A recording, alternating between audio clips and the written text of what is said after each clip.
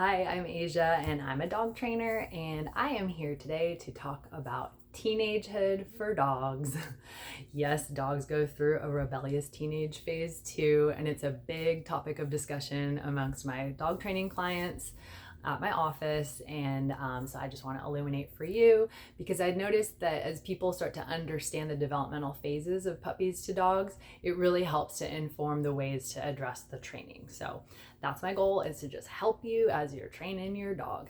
So today we're talking about young dogs. I have all sorts of other topics that I'll be talking about here. I have some already loaded up on my channel. If this is the kind of content that you're interested in, then I encourage you to like and subscribe.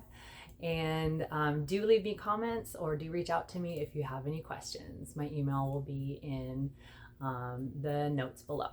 All right, so teenage dogs. So one common thing that I hear amongst my clients is, wow, like things were going so well with my puppy up until all of a sudden 6 months happened and things started changing. All of a sudden 10 months happened. All of a sudden 1 year happened and it was like, where did my puppy go? Like they knew how to sit so well. They were engaging with other dogs well. They were, engaging with other people well. Then all of a sudden they're barking. All of a sudden potty training got like out the window again. And all of a sudden, just all these behaviors kind of unraveled that we thought that we had. Well, here's what's going on with that. So I put it on like a 3-month cycle, but it can vary by breed, by size of the dog, by type, by temperament. The reason I say size of the dog is because our larger breeds, like our Great Danes, our Prussia Canarios, they tend to grow very much more slowly than our little guys, like our Yorkies, our Chihuahuas.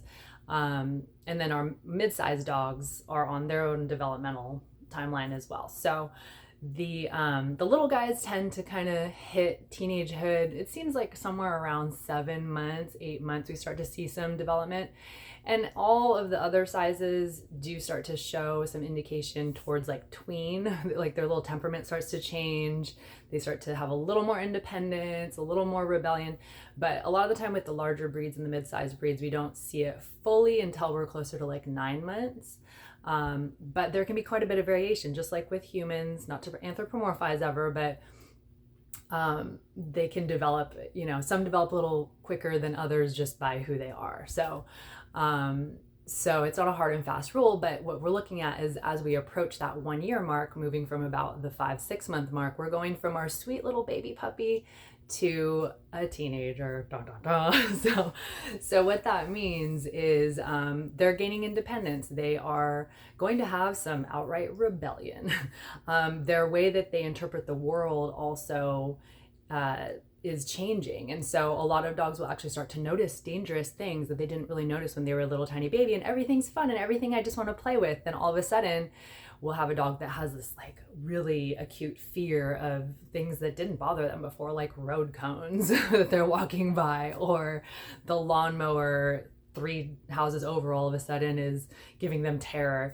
So it's because their brain is literally installing different pieces just like a young human's brain would. So they're interpreting things differently. They're synthesizing things differently through their nervous system, and electrical signaling is changing as they're growing. So that's a big piece of the puzzle for why potty training can get a little weird too, because maybe we had certain signals that were going from basically down there to, oh, I have to go potty, that all of a sudden might change because we had a huge growth spurt. Everything's weird. Where's my, they don't even know where their body is. They're crashing and everything. So, and I say that not to excuse potty training mistakes, or accidents, I should say, but I say that just so that you can understand, like, all right, if we start seeing that sort of thing happen, we just got to go back to puppy basics because we're dealing with a new body, a new brain of the dog, like I said, about every 3 months. And just keep going back to basics. So that's my encouragement to you, is you don't need to be layering more things in necessarily, just kind of keep going back to basics. You may have heard me talk about in other videos, and I'm sure I'll do more videos about this. Timeouts are your friend, whether you're dealing with a human or a dog. Again, not to anthropomorphize them, but dogs and humans are social creatures, and so all of us learn well that if we're separated from the group, we must have done something kind of naughty. That's a good way to get through to most dogs, just like it is to get through to most children. If you need to go to your room and figure out your life, or in the dog's case, go to your crate, or be put in your crate if you're being a little spaz, then, you know, it's time to just kind of sit there and think about your life. We don't need to scream at them. We don't need to hit. There's, you know, no drama, just neutral. You can use a face that they know you're not happy with them. You can use a tone, not happy with them.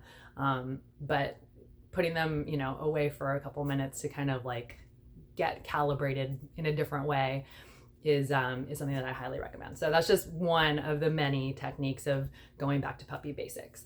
And that's something that you can continue to do even as they get through their teenagehood, even as they're approaching their 2-year, 2.5-year mark of being an adult.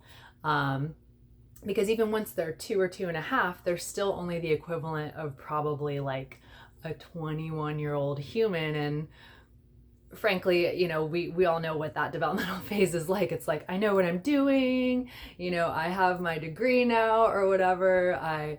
You know, it's a little bit big in the britches, but not a lot of life experience and still making some questionable decisions.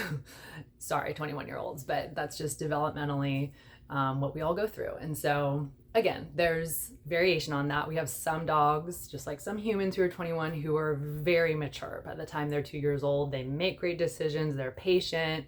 They're kind to other dogs and other animals and humans. They really internalize everything that they've been learning through their training. I even have some clients say, wow, it seems like I didn't even have to train my last dog. You know what? There are dogs like that, just like there are humans like that who are very aware and are just, they kind of like fall into line very easily because that's what makes them feel the most secure. Not all dogs have that personality, just like not all people have that personality. So that certainly is not something that I encourage as an expectation.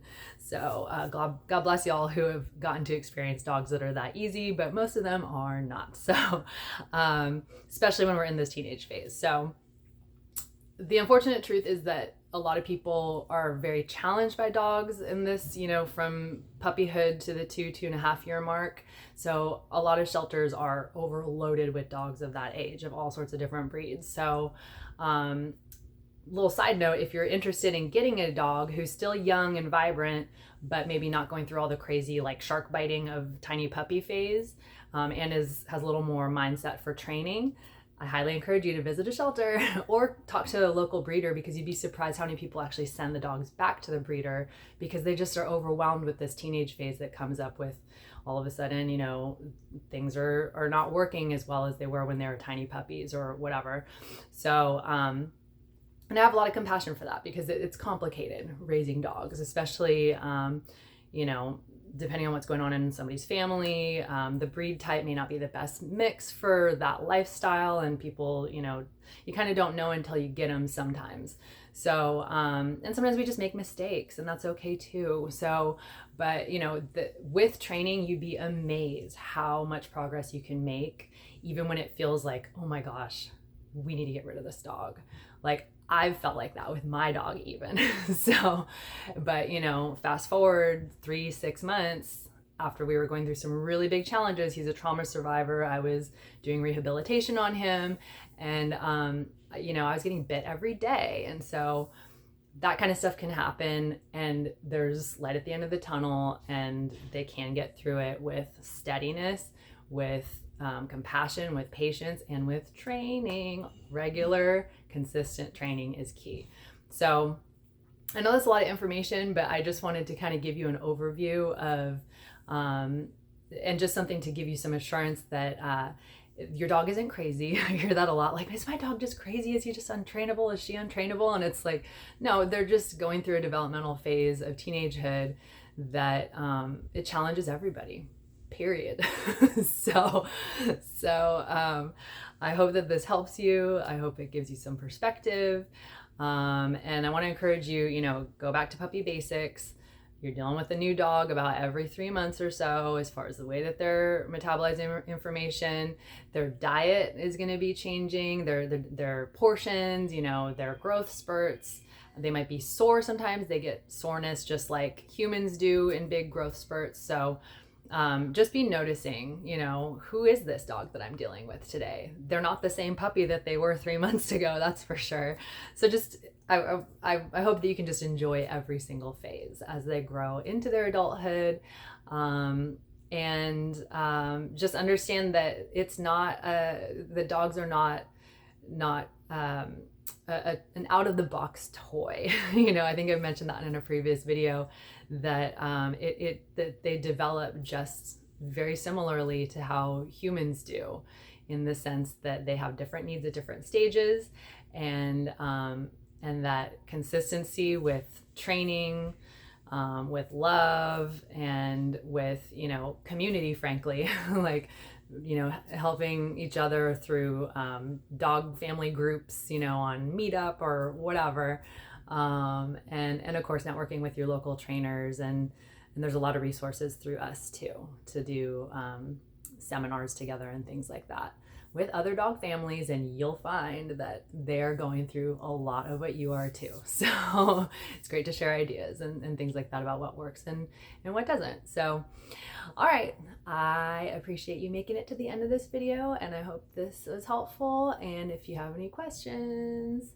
hit me up in the comments or email me, and I look forward to seeing you in the next video. All right, bye.